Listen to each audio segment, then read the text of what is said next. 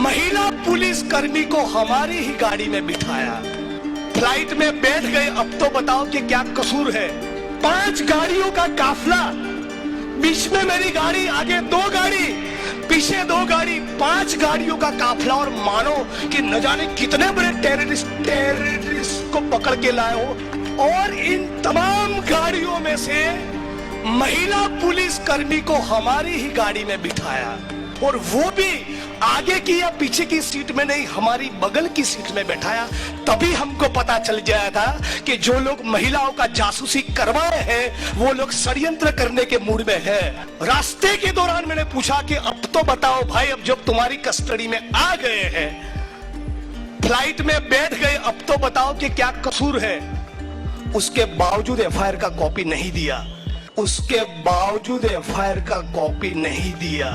आप सोच लीजिए, एक सिटिंग एमएलए के साथ जो वकील भी है, कानून को समझता भी है, उसके साथ ये हो रहा है, तो इस रामापीर के टेकरे में रहने वाले मजदूर दलित के साथ क्या होगा। बटन दबाओ तब ये याद रखना।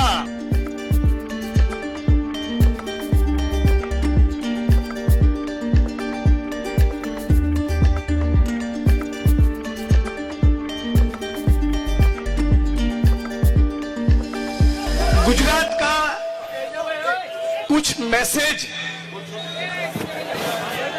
हम आसाम भी भेजना चाहते हैं, तो थोड़ा हिंदी और थोड़ा गुजराती में अपनी बात रखेंगे। साथियों, मैं चाहता हूं कि कुछ मैसेज आसाम में भी जाए, इसलिए थोड़ा हिंदी में बात कर रहा हूं।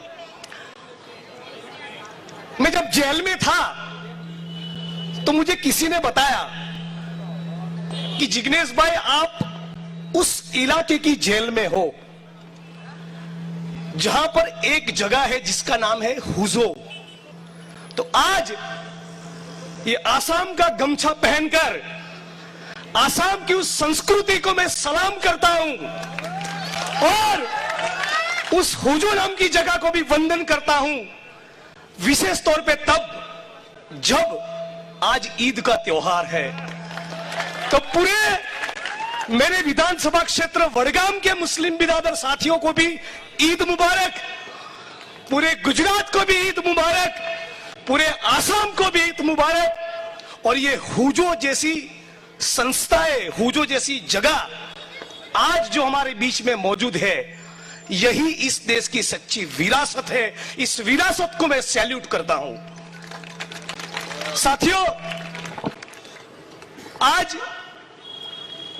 मैं दिल खोलकर कहना चाहता हूं कि मैं जब जेल में था तो मैंने जिसको जीवन में कभी रूबरू देखा नहीं, मैं जिनको कभी व्यक्तिगत तौर पे मिला नहीं, ऐसी अनगिनत माताओं ने मेरे लिए प्रार्थना की। उन माताओं को मैं सलाम करता हूं, उनको वंदन करता हूं। अनगिनत साथी लाठी खाने की तैयारी के साथ सड़क पर उतरे, उनके जज्बे को मैं सैल्यूट करता हूं। उन तमाम दलित अम्बेडकराइट संगठन को मैं सलाम करता हूं जो गुजरात और गुजरात के बाहर मेरे साथ खड़े रहे।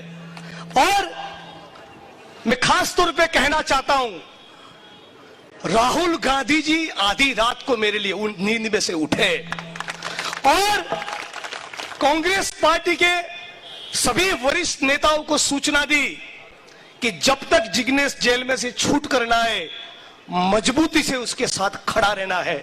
और उसी मजबूती के साथ हमारे प्रवक्ता सुरजेवाला साहब, पवन खेरा जी, एससी डिपार्टमेंट के पूर्व चेयरमैन के राजू साहब, गुजरात के हमारे सम्माननीय पीसीसी प्रेसिडेंट जगदीश भाई ठाकुर, असम के पीसीसी प्रेसिडेंट भूपेंद्र कुमार बोहरा, बारपेटा और कोकराझार की जेल के दोनों डिस्ट्रिक्ट प्रेसिडेंट, वहां के वकील कोंकण दास भगवती जी और दूसरे जितने भी कांग्रेस पार्टी के वकील और कांग्रेस पार्टी के नेता मेरे साथ सॉलिडली खड़े लिए, उन तमाम साथियों के लिए जोरदार ताली हो जाए।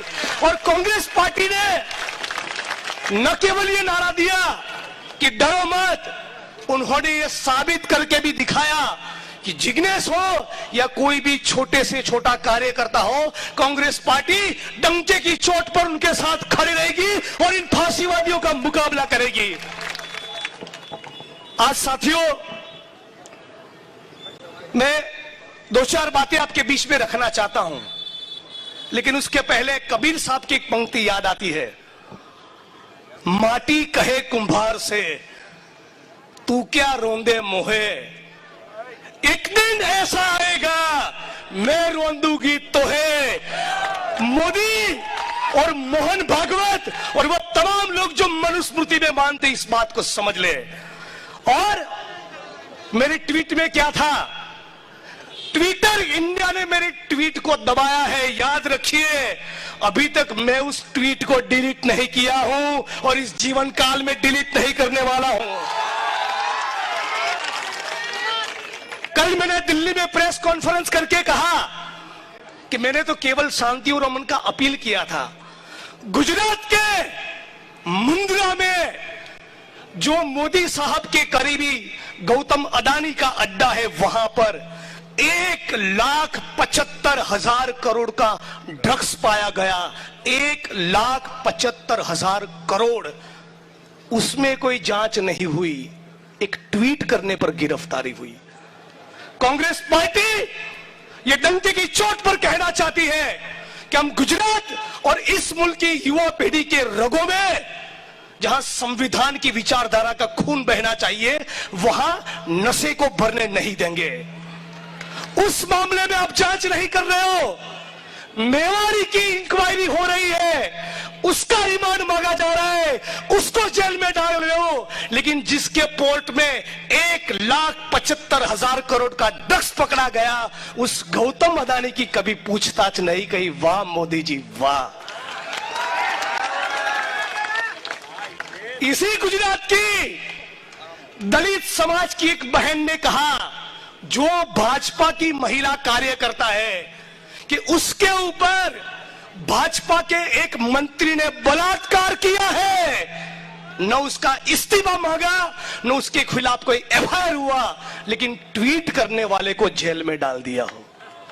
गुजरात के अंदर 2-4 नहीं, 22 एग्जाम का पेपर लीक हुआ। 22, उसमें कोई इन्वेस्टिगेशन नहीं, उसमें कोई जांच नहीं, लेकिन एक ट्वीट करने में मुझे जेल में डाल दिया। और ट्वीट में मैंने क्या कहा था कि महात्मा मंदिर का निर्माण करने वाले मोदी साहब, आप जब गुजरात आ रहे हो और गुजरात के वेरावल, हिम्मतनगर और खंभात में दंगे हुए हैं, तो कृपया शांति और अमन का अपील करिए। इसमें मैंने क्या गलत कहा? मान के चलिए मेरे विधानसभा क्षेत्र वडगाम में कभी दंगा हो जाए, मैं नहीं चाहता हूं कि कभी हो, तो बतौर एक गुजराती नागरिक, बतौर संविधान में मानने वाले एक भारतवासी के तौर पे, एक नेता के तौर पे मेरा जवाबदारी क्या बनता है? यही कि मैं जनता को शांति और अमन का अपील करूं। गांधी जी का चश्मा उतार कर स्वच्छता का कैंपेन चलाते हो, साबरमती आश्रम को रिनोवेट करना है, गांधीनगर में नौटंकी करके महात्मा का मंदिर बनाए हो, लेकिन दिल के अंदर गॉड से छुपा हुआ है मोदी साहब, पूरे देश को पता चल गया। दूसरा एफआईआर 19 तारीख को जगदीश भाई एफआईआर हुआ। सुबह 10 बजे कोकराझार से गुवाहाटी एयरपोर्ट आने में लगते हैं 5 घंटे। वहां से आप फ्लाइट लेते हो बेंगलोर का, वहां से फ्लाइट लेते हो अहमदाबाद का, अहमदाबाद से 140 किलोमीटर दूर वडगाम। एक दिन में ये अंतर कापा कैसे? मतलब के एफआईआर करने से पहले ही शायद इनका फ्लाइट का टिकट बुक हो गया था, और इसीलिए कहते हैं ये पूर्व आयोजित एक षड्यंत्र है। और जब मेरी गिरफ्तारी हुई पालनपुर सर्किट हाउस से, तो मैंने पूछा कि मैं भी लॉयर हूं, विधायक भी हूं, वकील भी हूं, कहा है एफआईआर? बोला नहीं देंगे। बोला कौन सी धाराएं लगी? नहीं बताएंगे। मैं बोला कोई बात नहीं, तुम्हारे साथ आने को तैयार हूं, तुम्हारी जेल की ऐसी की तैसी, लेकिन एक बार मेरे माँ बाप से बात करने दो, उनको बताने दो कि मैं जेल जा रहा हूं। नहीं बात करने दिया। मेरे सीनियर वकील से बात करने दो, नहीं बात किया। आधी रात को आसाम पुलिस का तमाम काम छोड़कर 2500 किलोमीटर दूर बैठे गुजरात के विधायक की गिरफ्तारी के लिए कितना बेचैनी है। और रात को 12 बजे मेरी गिरफ्तारी करके मुझे लेके गए। आप तमाम साथियों से रिक्वेस्ट है, एक जबरदस्त ताली हो जाए। जगदीश भाई ठाकुर और अंबेडकरवादी संगठन सारे एयरपोर्ट रात को 2 बजे पहुंच गए थे। वहां से मुझे लेके गए। रास्ते के दौरान मैंने पूछा कि अब तो बताओ भाई, अब जब तुम्हारी कस्टडी में आ गए हैं, फ्लाइट में बैठ गए, अब तो बताओ कि क्या कसूर है। उसके बावजूद एफआईआर का कॉपी नहीं दिया। आप सोच लीजिए, एक सिटिंग एमएलए के साथ जो वकील भी है, कानून को समझता भी है, उसके साथ ये हो रहा है, तो इस रामापीर के टेकरे में रहने वाले मजदूर दलित के साथ क्या होगा। बटन दबाओ तब ये याद रखना। उसके बाद गुवाहाटी से मुझे कोकराझार लेके जा रहे थे। मेरी मम्मी बैठी है, मां की कसम 1 इंच पेट का पानी नहीं हिला था। लेकिन 5 गाड़ियों का काफला, बीच में मेरी गाड़ी, आगे 2 गाड़ी, पीछे 2 गाड़ी, 5 गाड़ियों का काफला। और मानो कि न जाने कितने बड़े टेररिस्ट को पकड़ के लाए हो। 40 आसाम राइफल के जवान बड़ी बड़ी बंदूकों लेकर हमारा स्वागत कर रहे थे। और इन तमाम गाड़ियों में से महिला पुलिस कर्मी को हमारी ही गाड़ी में बिठाया।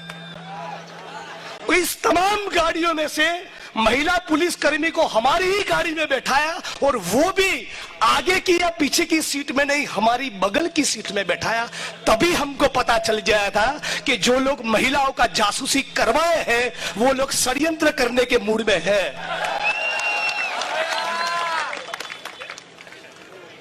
लेकिन आजकल गुजराती में कहते करोड़रज्जू, शायद हिंदी में भी वही शब्द होगा, अंग्रेजी में कहते स्पाइन। इस दुनिया में स्पाइन वाले लोग कुछ कम पैदा होने लगे हैं, जिनकी करोड़रज्जू मजबूत हो। लेकिन आसाम के इस जज महोदय को ये आरोपी जिग्नेश मेवाणी इस मंच पर से सलाम करता है कि उसने जो मजबूत स्पाइन दिखाया है, उसने अपने बेल के ऑर्डर में न केवल मुझे रिहा किया, रिहा करने के साथ साथ ये भी कहा कि जिग्नेश मेवाणी के खिलाफ का ये एफआईआर फर्जी एफआईआर है, बनावटी एफआईआर है, फॉल्स है, फैब्रिकेटेड है और मैली मनसा से फाइल किया गया एफआईआर है। कौन कहा? जगदीश भाई या अमित भाई नहीं, आसाम का न्याय तंत्र कहा। और यही आसाम की सलकाल के गाल पर लगा हुआ तमाचा है। और गुजरात की सरकार को कहना चाहता हूं, इतने निकम्मे हो कि गुजरात की अस्मिता और गौरव को रोंदने के लिए आसाम की पुलिस गुजरात में आई और तुम भी उसका कुछ नहीं उखाड़ पाए। शर्म आनी चाहिए। आज आसाम की पुलिस गुजरात में आए और गुजरात के एक सिटिंग एमएलए को किडनैप करके ले जाए, ये गुजरात की अस्मिता और गुजरात के गौरव को खंडित करने की बात है। ये केवल दलितों का आत्मसम्मान के ऊपर खिलवाड़ नहीं, ये पूरे गुजरात की 6.5 करोड़ जनता का अपमान है। इस बात को इस प्रकार से लेना चाहिए। आज आसाम के न्यायतंत्र ने जो टिप्पणियां की, उस टिप्पणियों के ऊपर शर्मिंदगी महसूस करने के बजाय, अपने जमीर को पूछने के बजाय, आसाम सरकार को अपने कैरेक्टर को रिव्यू करने के बजाय, उस कमेंट को कहीं पब्लिश न किया जाए, इसलिए स्टे ऑर्डर लेके आ गई। लेकिन अभी भी सॉरी कहने को तैयार नहीं। अब सवाल यह हो रहा है, और इस मंच की पहली लाइन से आखिरी लाइन तक के सारे लोग इस बात को सुने और समझे। सवाल यह हो रहा है कि 2500 किलोमीटर दूर बैठे गुजरात के एक विधायक को गिरफ्तार करके उसकी गिरफ्तारी के वक्त 14 दिन का रिमांड मांगकर दूसरे केस में फंसाकर फर्जी मुकदमा करके उसमें भी 14 दिन का रिमांड मांगकर जेल के अंदर बंद करने में आसाम की सरकार को क्या रुचि? कुछ तो कारण होगा ना, कुछ तो वजह होगी ना। वजह केवल एक ही है, वजह यही है कि उनको उनके पॉलिटिकल बॉस जो नागपुर के इशारों पर काम करने वाले दुर्योधन और दुशासन है, उनकी सूचना थी कि उसके ऊपर एफआईआर करो। और ये एफआईआर इसलिए हुआ है कि पूरे देश में मैं बीजेपी और आरएसएस के खिलाफ लड़ा हूं और इस बात का मुझे गौरव है। यह एफआईआर इसलिए हुआ है कि 2018 के राजस्थान के चुनाव के दौरान राजस्थान के 2.5 लाख दलितों से मैंने शपथ दिलवाया बाबा साहब अम्बेडकर के नाम से कि न जीवन में कभी भाजपा को वोट करेंगे, न आरएसएस की शाखा में पैर लगेगा। इसीलिए यह एफआईआर हुआ है।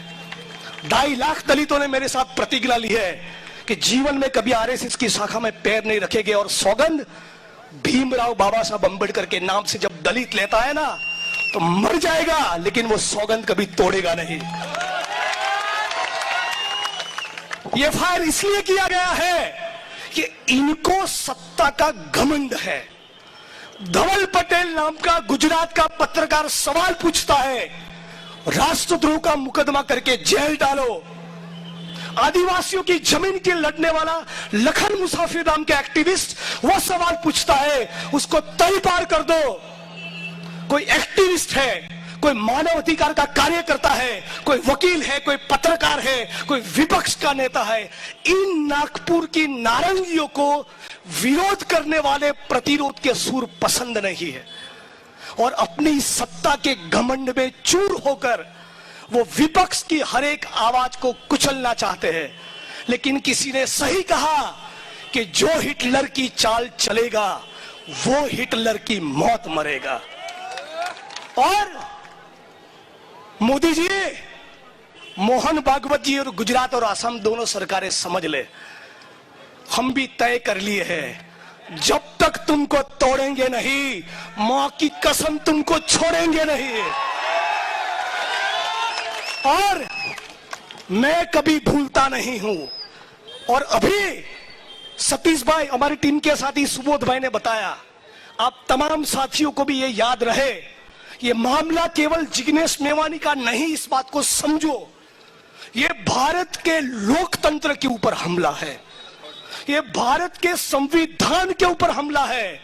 एक सिटिंग एमएलए को इस प्रकार से टारगेट करोगे तो गन्ना काटने वाला किसी मजदूर का हालत क्या होगा।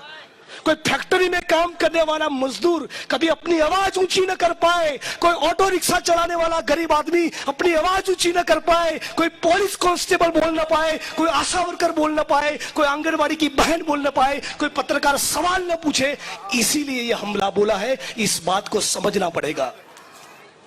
आज गुजरात के अंदर ऊना की घटना हुई। मंच के सभी सम्माननीय साथियों को कहना चाहता हूं, जगदीश भाई, आप, हम, हमारी पार्टी और सारे लॉयर मिलकर अपना केस तो हम लोग लड़ लेंगे। इस केस को वापस करने के लिए मैं हाथ जोड़ने वाला नहीं, लड़ लेंगे।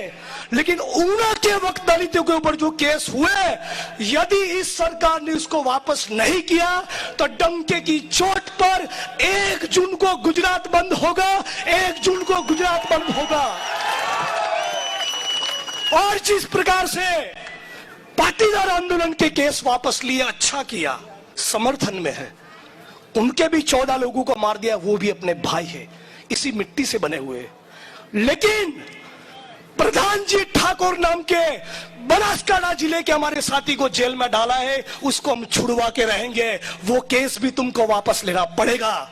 वडगाम विधानसभा क्षेत्र के अंदर मुस्लिम समाज के साथियों को प्रोटेस्ट करने पर 3 महीना 72 दिन के ज्यादा उनको जेल में डाल दिया। वो केस भी वापस लेना पड़ेगा।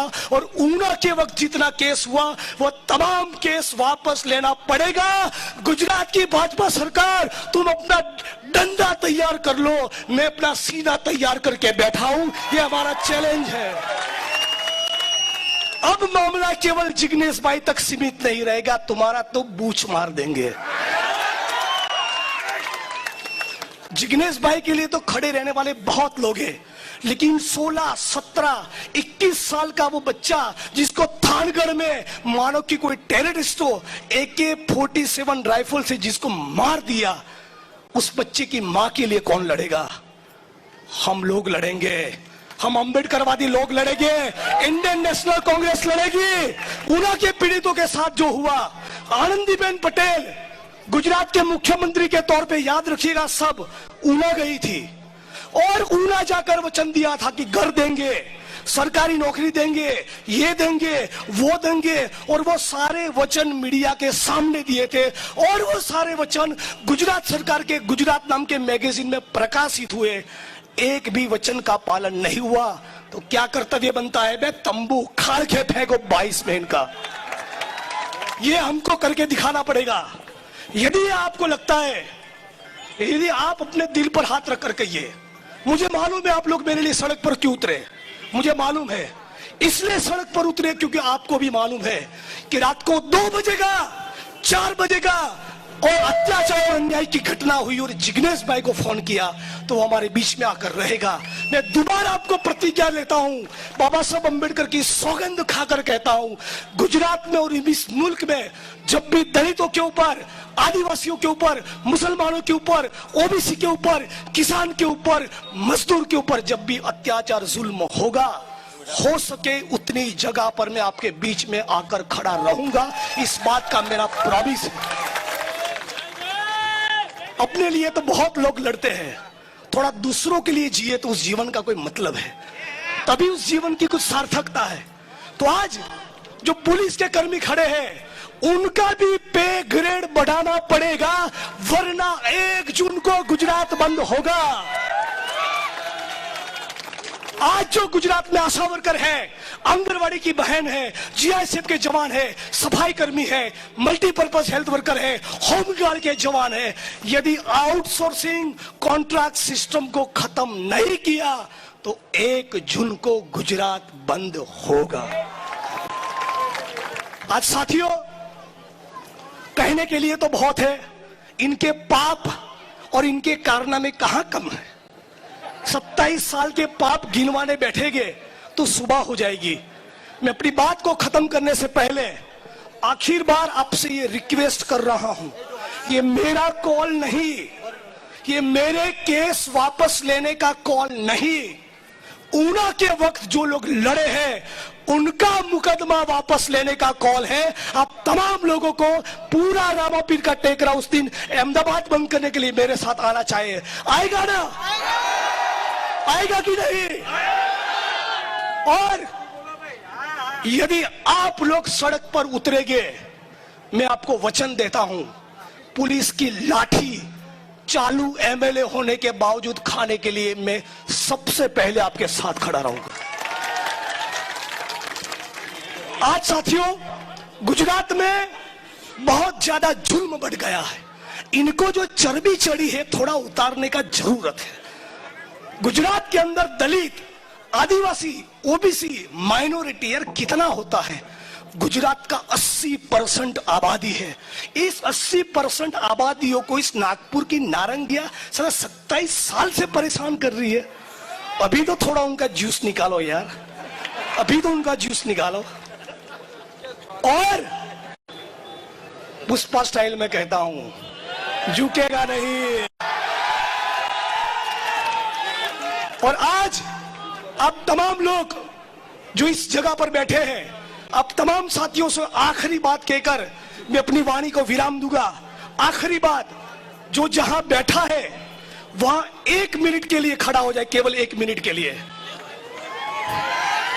ये आसाम की पुलिस को, ये आसाम की सरकार को और गुजरात की सरकार को और मोहन भागवत को यह जवाब होगा। चलिए बाबा साहब अंबेडकर के नाम से प्रतिज्ञा लेते हैं कि जीवन में कभी ना भाजपा को वोट करेंगे, ना जीवन में कभी आरएसएस की शाखा में पैर रखेंगे।